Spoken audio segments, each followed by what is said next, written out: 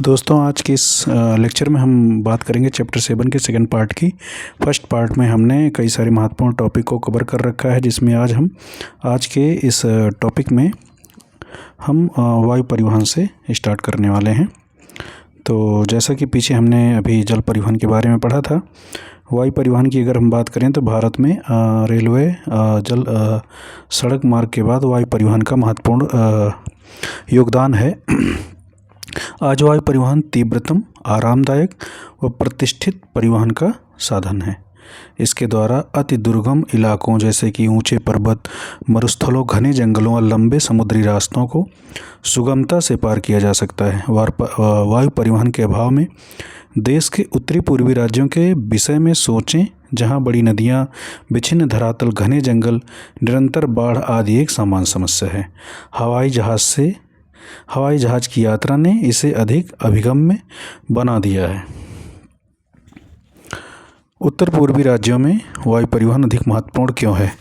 Pawan Hans helicopter limited तेल व प्राकृतिक गैस आयोग को इसकी अपतटीय संक्रियाओं में तथा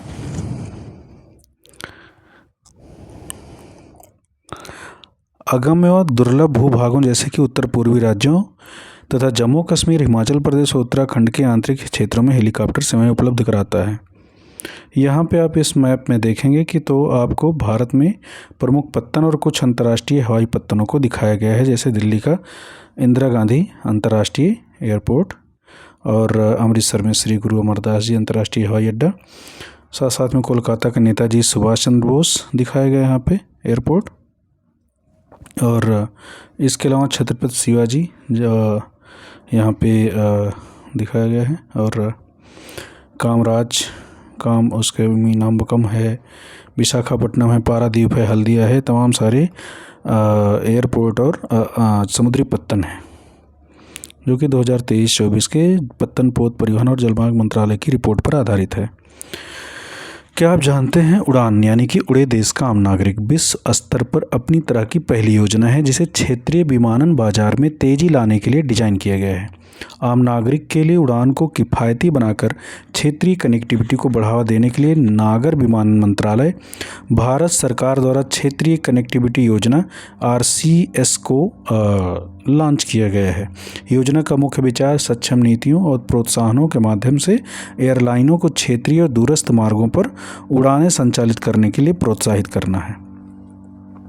संचार सेवाओं की अगर बात करें तो जब से मानव पृथ्वी पर अवतरित हुआ है, उसने विभिन्न संचार माध्यमों का प्रयोग किया है, लेकिन आधुनिक समय में बदलाव की गति तीव्र है। संदेश प्राप्तकर्ता या संदेश भेजने वाले के गतिविहीन रहते हुए भी लंबी दूरी तक संचार बहुत आसान है। निजी दूरसंचार तथा जनसंचार में दूरदर्शन, रेडियो, समाचार पत्र समूह, प्रेस तथा सिनेमा आदि देश के प्रमुख संचार साधन हैं। भारत का डाक संचार तंत्र विश्व का बृहत्तम है। यह पार्सल, निजी पत्र व्यवहार तथा तार आदि को संचालित करता है।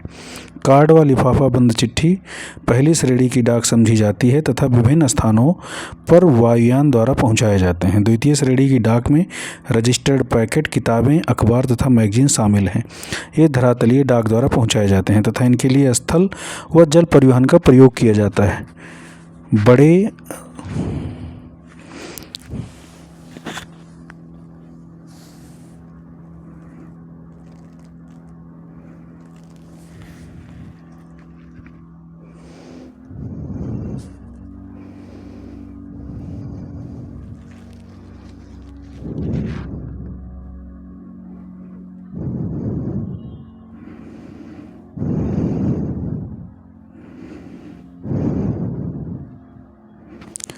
बड़े शहरों और नगरों में डाक संचार में शीघ्रता हेतु हाल ही में 6 डाक मार्ग बनाए गए हैं। इन्हें राजधानी मार्ग, मेट्रो चैनल, ग्रीन चैनल, व्यापार चैनल, भारी चैनल तथा दस्तावेज चैनल के नाम से जाना जाता है।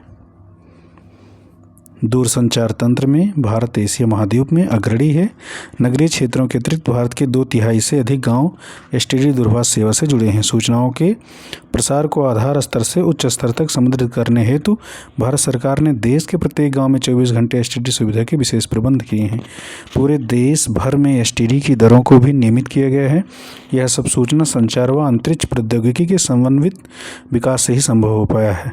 जनसंचार मानव को मनोरंजन के साथ बहुत से राष्ट्रीय कार्यक्रमों व नीतियों के विषय में जागरूक करता है। इसमें रेडियो, दूरदर्शन, समाचार पत्र, पत्रिकाएं, किताबें तथा चलचित्र सम्मिलित हैं। आकाशवाणी, ऑल इंडिया रेडियो राष्ट्रीय, क्षेत्रीय तथा स्थानीय भाषा में देश के विभिन्न भागों में अनेक वर्गों के व्यक्तियों के लिए विविध कार्यक्रम प्रसारित करता है।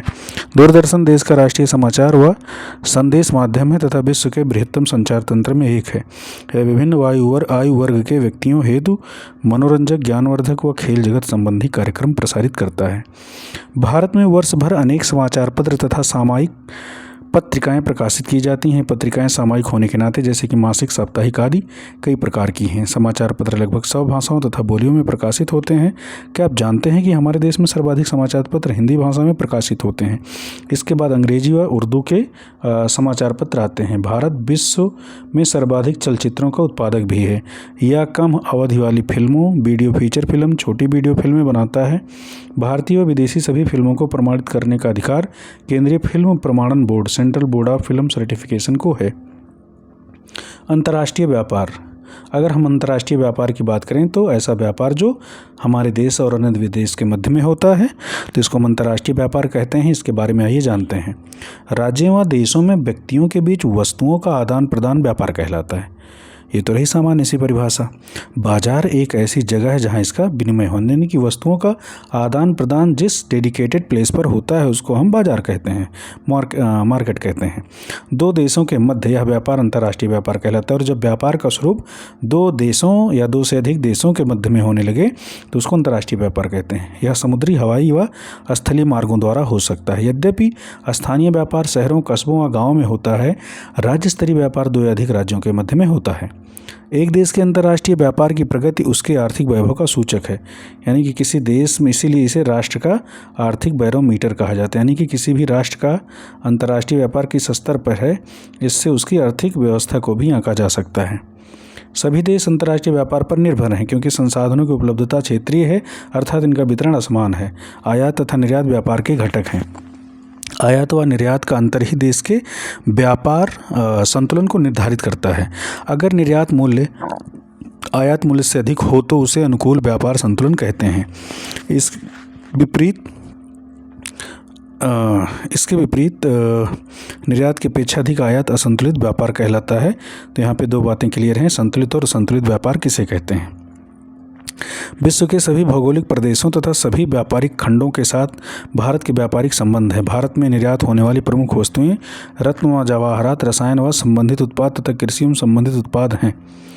भारत में आयातित वस्तुओं में कच्चा पेट्रोलियम तथा उत्पाद, रत्न व जवाहरात, आधार वस्तुएं, मशीनें, कृषि व अन्य उत्पाद शामिल हैं।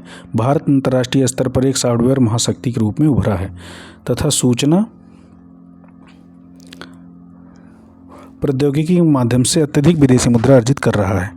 पर्यटन की अगर बात करें तो एक व्यापार के रूप में पिछले 2 दशकों में भारत में पर्यटन में उल्लेखनीय वृद्धि हुई है, जिसमें सरकारी पहल, बुनियादी ढांचे का विकास और वैश्विक ब्रांडिंग का योगदान है। भारत में पर्यटन को बढ़ावा देने के लिए स्वदेश दर्शन 2.0, वाइब्रेंट विलेज प्रोग्राम, प्रसाद, तीर्थयात्रा, कायाकल्प और आध्यात्मिक विरासत संवर्धन अभियान और पर्यटन मित्र जैसी योजनाएं चलाई जा रही हैं। तो ये ऐसी भारत सरकार की ऐसी योजनाएं हैं, ऐसे प्रयास हैं जिससे पर्यटन को बढ़ावा दिया जा सके। पर्यटन राष्ट्रीय एकता को प्रोत्साहित करता है तथा स्थानीय हस्तकला व सांस्कृतिक उद्यमों को प्रश्रय देता है। अंतर्राष्ट्रीय स्तर पर यह हमें संस्कृति तथा विरासत की समझ विकसित करने में सहायक है। विदेशी पर्यटक भारत में विरासत पर्यटन, पारी पर्यटन यानी कि इको टूरिज्म, रोमांचकारी पर्यटन एडवेंचर टूरिज्म, सांस्कृतिक पर्यटन कल्चरल टूरिज्म, चिकित्सा पर्यटन यानी कि हेल्थ टूरिज्म और व्यापारिक पर्यटन ट्रेड टूरिज्म के लिए आते हैं। देश के विभिन्न भागों में पर्यटन की अपार संभावनाएं हैं। पर्यटन उद्योग के विकास हेतु विभिन्न प्रकार के पर्यटन को बढ़ावा देने के प्रयास किए जा रहे हैं।